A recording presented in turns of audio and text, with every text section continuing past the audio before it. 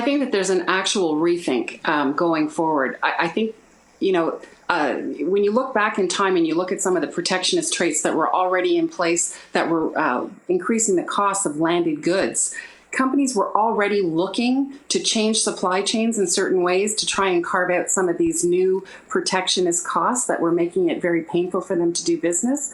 Now with this COVID-19 piled on top of it, I think this was in the same ways that we saw other major events in time, such as 9/11, change supply chain security after that permanently moving forward.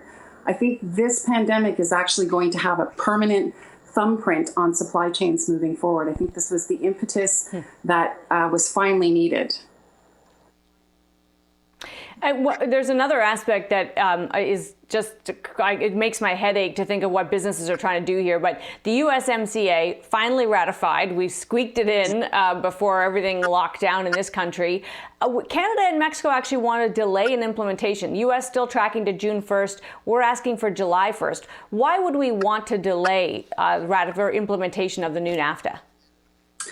So put it this way. On top of everything else that we're doing right now, and that companies are, you said that your head aches, my head aches as well, because companies are calling me, asking me things like, for example, in case others out there don't know, the Canadian government has deferred the payment of duties and taxes to June 30th.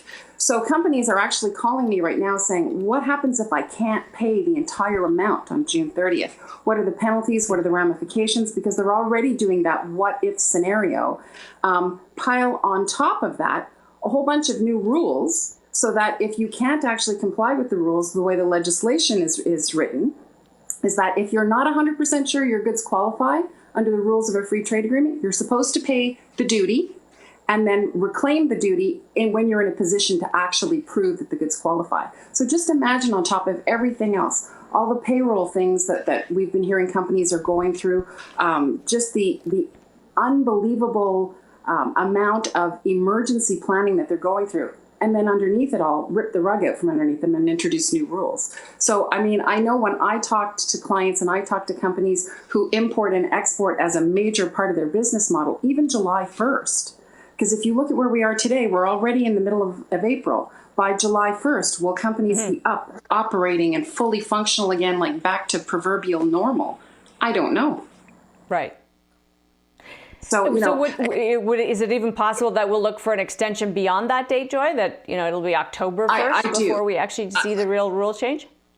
I do, because if you look at the way former free trade agreements have rolled out, what generally happens, and when you are operational in a world of free trade agreements, normally you get all your certifications from your supply chain and all of your vendors and that sort of thing to follow a calendar year. So January 1st to December 31st. Introducing a free trade agreement that already doesn't follow the calendar year. Forget COVID, forget anything else. Already that was disruptive, especially to supply chains for major industries like the automotive industry that is undergoing tremendous changes in their rules. So falling outside of the calendar year was already disruptive. Falling outside of the calendar year, given everything that was happening before the COVID and now with the COVID, very painful.